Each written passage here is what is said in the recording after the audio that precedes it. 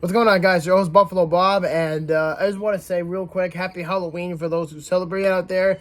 Have a happy and safe holiday. I know a lot of kids are going to be out trick-or-treating tonight and, dressing up and all that stuff. But for me, I'm under just 48 hours until Britt and I leave for Cincinnati for Road to 32. So, leading up to this conversation was the trade deadline. And a lot of people were thinking, well, what's going to happen in this year's deadline? Because last year, the Bills made a last-minute deal with the Indianapolis Colts to get Nyheim Hines, which I never covered, and I apologize for that. And a year later, looking back at the trade, Nyheim Hines is injured, so that deal is worthless. But at least Zach Moss has been getting some sort of production from the deal, getting a bigger role in Indianapolis than he ever would in Buffalo. But either way, that's not what I'm here for. What I'm here for is this. The NFL trade deadline in 2023 has come and gone. No more deals for the rest of the season until after the Super Bowl. So I think with that being said, there is a lot of news to go over, but I'm not going through all the teams. I'm specifically going after the news that the Bills have been making in the last 24 hours, and I absolutely love both of them. So we're going to talk about both. So the one news that came out was, obviously, the Bills put Damian Harris on the injury reserve list because of a neck strain from the Giants game 2 weeks ago. So they figure he's probably not going to be back on time, so we're probably going to have to put him on IR and not risk him to get injured anymore, which I think long-term is smart because I do like Damian Harris. Even when he was playing in New England, I always liked the guy. But putting Harris on IR could benefit him a lot with his neck, and he went down pretty awkwardly. So I'm hoping, for the sake of argument, he has a speedy recovery. So the Bills are now down to two running backs who have Latavius Murray at 33 years old and James Cook. So what do you do? So the Bills, just a few weeks ago, were speculated to be signing originally Leonard Fournette, and he was expected to sign 2 weeks ago, and the deal fell through. And basically, Leonard Fournette came out and said, well, I'm waiting for a better opportunity. And he was going on about how, he was going to go to the Eagles. He was going to go back to Tampa Bay, which was very unlikely because they're not that good. I think with that being said, though, Leonard Fournette was looking for work, and an opportunity finally fell in his lap. And sure enough, the Buffalo Bills did the right thing, and they officially, this time for good, signed Leonard Fournette to a one-year deal. So Leonard Fournette is signing with the Bills, which is great because I still think to this day he has plenty left to show and he has plenty of gas left in the tank. He's only 28, so it's not like he's 35. He's not Latavius Murray's age. But I think this could be a positive for a lot of reasons. For one, he's a great mentor for James Cook, and you also have Latavius Murray, so you have two solid backs who could be mentors to James Cook on third down situations and things like that.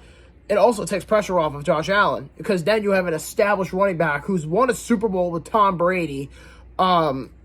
He's been to the Pro Bowl a handful of times. So Leonard Fournette was also a former first-round pick. So this benefits the Bills on the ground immensely. So I really like the signing of Leonard Fournette. I think it's going to be beneficial to the Bills. So we'll see what happens, and chances are there's a 50-50 shot he plays on Sunday Night Football in his debut against the Bengals. So we're going to get to that in a little bit. And then, after the Fournette deal, I'm ecstatic. So now there's been a lot of rumors about, okay, they're going to get a running back, they're going to get a wide receiver, they're going to get a corner. The Bills needed help at a number 2 wide receiver position. Unfortunately, they did not address that position this year. What they did, though, was they addressed the other most important position of need, defensive back. So they needed a corner so bad. Elam has regressed drastically. Trey White is out for the year with a torn Achilles. So they're really playing with one leg here. They're playing with Christian Benford. And it's not to say that he's bad, because Benford is pretty damn good, but he's not elite like Tre'Davious White or anything like that. And he's irreplaceable. But the problem is, I hate to say it, but Trey White, he tore his ACL 2 Thanksgivings ago, and then now he ruptures Achilles. This is the Aaron Rodgers route. So the Bills desperately needed help in that position. Dane Jackson is meh at this point.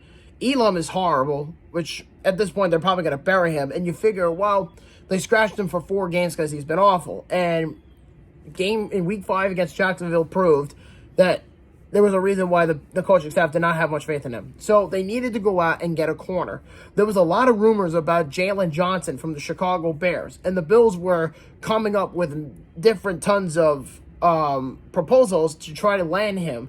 And he also requested a trade just 12 hours ago, around like midnight. So that was perfect timing for the Bills because they really, really needed a corner. So they tried to negotiate all day, and the Bears just came to the end and they said, we are not going to trade Jalen Johnson. We're going to try to sign him. Because there was a rumor that he wants to be paid $15 million. And I'm just like, well, the Bills are probably not going to be able to afford that. So you have to move on to the next thing. So luckily for the Bills, they were able to find a dance partner. And that dance partner turned out to be the Green Bay Packers. So we're going to talk about the deal. So the Buffalo Bills and the Green Bay Packers made the final trade of the 2023 NFL season. And it has come to the conclusion that the Green Bay Packers will send cornerback Rasul Douglas to the Buffalo Bills along with a 2024 fifth-round pick in exchange for a 2024 third-round pick.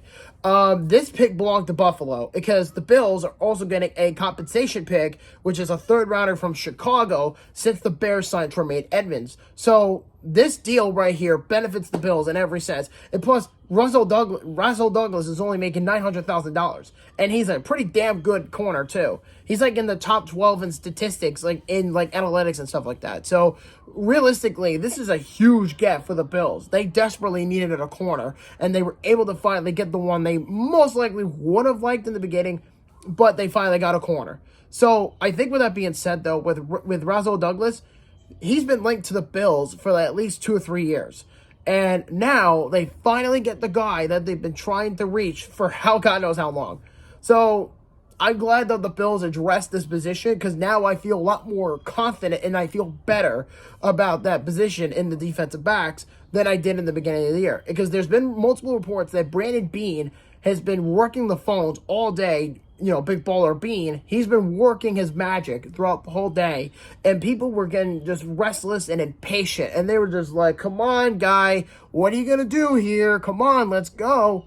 And people were just, because they were waiting for the clock to wind down, because they were seeing teams like Chase Young to the 49ers, Ezra Cleveland to the Jaguars, Josh Dobbs to the Vikings, things like that. So it's interesting to think that it took almost down to the wire again for the second straight year to go out and get another corner. But at least this time we were able to breathe a little bit easier, knowing that they actually were able to address that position of need early, rather than like 3:57 p.m. before that. So I'm glad that the Bills were able to address this position of need, and now they can move forward with the rest of the season. So I'm looking forward to what Leonard Fournette can do, and I sure as hell I am very excited about Rasul Douglas. I am so excited about this pick. Because again, he's been linked to the Bills for at least 2 or 3 years. So it's finally now real, and it's now reality that he's on the team. So bottom line, man, welcome, gentlemen, to the Buffalo Bills. Welcome, Leonard Fournette, and welcome, Rasul Douglas. So I am excited for both of you to be coming here, and it's going to be a fun ride. So with that being said, I'll talk to you guys later, and I'll see you in Cincinnati.